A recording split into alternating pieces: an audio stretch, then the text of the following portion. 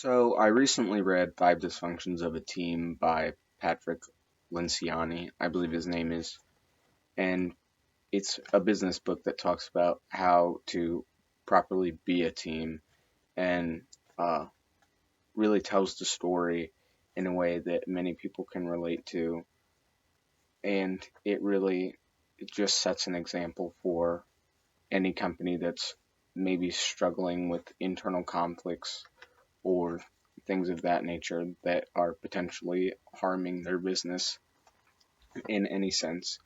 So basically, the book starts out with the board demoting the Decision Tech's current CEO, Jeff, because he wasn't really following through in his position as CEO, and it was really putting the company in a downward spiral that the board didn't know if they would be able to come back from.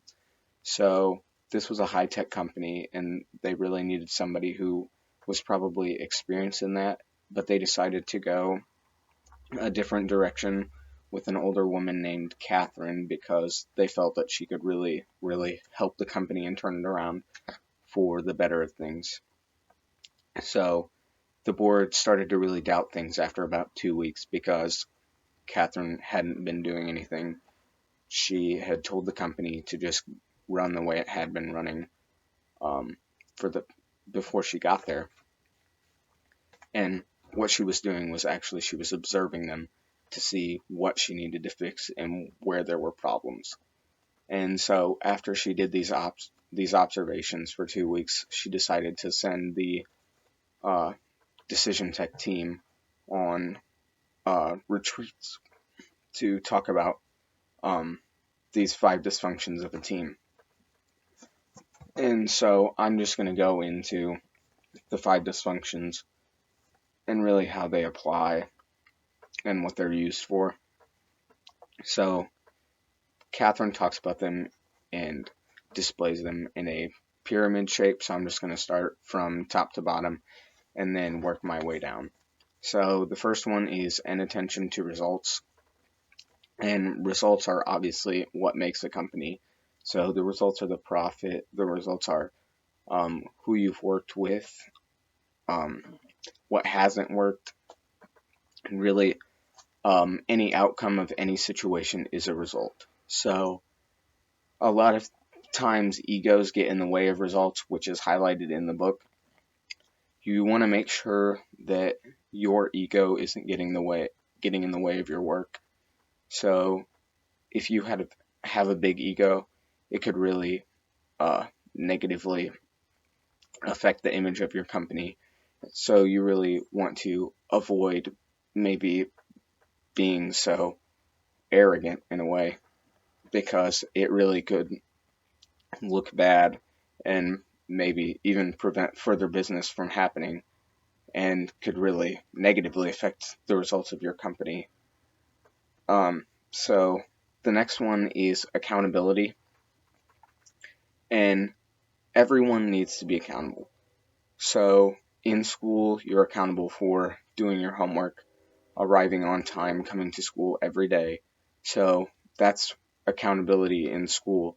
In work, you sort of have the same standards. In work, you're accountable for being there when you're supposed to, so being there on time, and every day that you're scheduled to work, and then you're accountable for the tasks that you're supposed to accomplish that day during the workday. And if you don't follow through on all of those things, it's not only going to negatively affect you, but initially it's going to stop the company or delay the company from getting done what they need to get done in a timely fashion or by the time that they need to get done.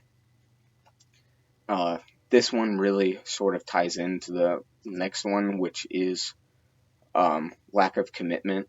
You really need to be fully committed to your job. It should come family first, then your job second. So just like you're committed to your family, you should be committed to your work. Uh, if you are set to a certain standard at work where you are you have committed to be there on time every day doing what you're supposed to. If you don't have that commitment, then why are you there? So it really, if you aren't committed, your work isn't going to be as good, which really just affects your company in a way that maybe makes the company look like they don't give it their all, or that they don't follow through on things. And so it really hurts the company if you aren't fully committed, or if someone on your team isn't fully committed to what they're supposed to be doing. The next one is fear of conflict. This one is really key. If you don't have conflict, you're not going to get the best results out of everything. So if you don't have someone to question you on a team, or if everyone's not asking questions, then you're going to have what is said in the book is artificial harmony, which is this false representation that that everything is just fine and dandy, when really there could be a huge mistake uh, in what you've come up with, or any of that. And this really ties into the last one, which is the absence of trust. So I'm just going to go back to conflict after I talk about trust a little bit. Trust really is what holds the team together.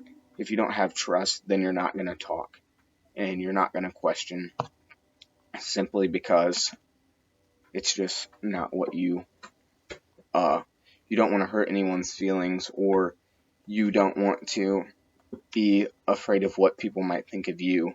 So if you don't have that trust, it's really just affecting you negatively, which in return affects your company in a negative way.